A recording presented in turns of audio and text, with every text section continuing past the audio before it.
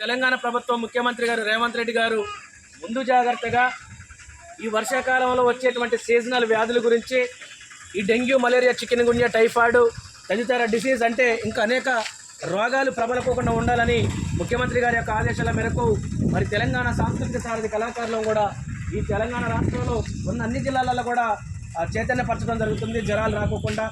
మరి దాంతో పాటుగా ముఖ్యంగా మన జిల్లా కలెక్టర్ గారు, అదేవిధంగా వైద్య ఆరోగ్య శాఖ వారు మరి కార్యక్రమంలో పాల్పంచుకున్న మన అన్న కార్పొరేటర్ గారు సైదుల్ అన్న గారు, మీరు ముఖ్యంగా మా మాటని పాటని వినడానికి వచ్చినటువంటి ప్రజలు మీ అందరికీ కూడా నమస్కారాలు మరీ తెలియజేసుకుంటున్నాం. ముఖ్యంగా ఈ వానాకాలంలోనే ఎందుకు వస్తాయి మరి సీజనల్ వ్యాధులు? ఈ ఎండాకాలం కానీ చలికాలం కానీ కొద్దిగా తక్కువ, మరి వానాకాలంలో ఎందుకు వస్తాయి అంటే మనం చేసేటువంటి చిన్న చిన్న పొరపాట్లు. మీరు అందరూ అనుకోవచ్చు మేము పొరపాట్లు చేయటం ఏంది, మళ్ళీ మాకు జ్వరాలు రావటం ఏందని అనుకుంటారు.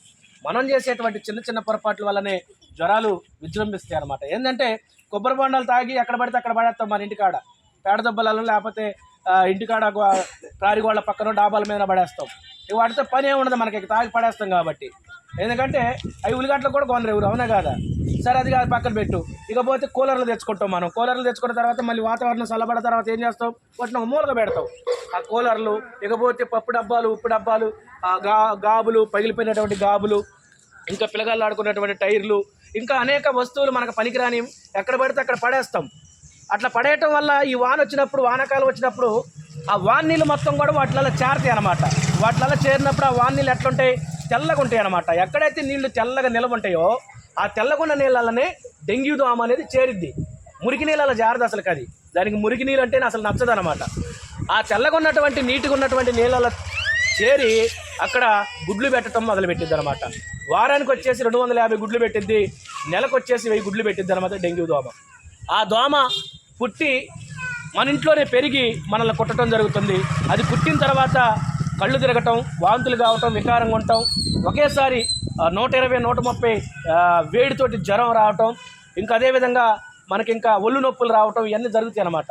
అలా వచ్చినప్పుడు మనం ఏం చేయాలంటే ముందు జాగ్రత్తగా మనకు ఆశాలు కానీ, ఏఎన్ఎంలు కానీ, అంగన్వాడీ టీచర్స్ కానీ వాళ్ళందరూ కూడా అందుబాటులో ఉంటారు కాబట్టి ప్రభుత్వ హాస్పిటల్కి పోయి మనకి బ్లడ్ టెస్టులు చేయించుకుంటే అది మామూలు వైరల్ ఫీవరా, లేకపోతే డెంగ్యూనా, మలేరియానా, టైఫాయిడా, చికెన్ గున్యానా అనేది మన గవర్నమెంట్ హాస్పిటల్లో ఉన్నట్టు చెప్తారనమాట.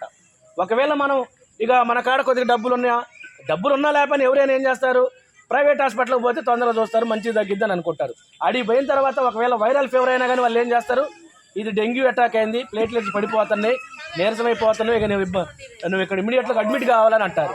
పోయిన కాడ నుంచి ఓపీకి 300, టెస్టులకు 2000, 3000, అక్కడ బిల్లు, మందులు అవన్నీ మనం ఇంటికి వచ్చేసరికల్లా సంవత్సరం మొత్తం కష్టపడ్డ డబ్బులు మొత్తం కూడా ఏమవుతుంది, ఒక 5-6 రోజులలో, 10 రోజులలో హాస్పిటల్కి ఇచ్చి రావాల్సి వస్తుంది.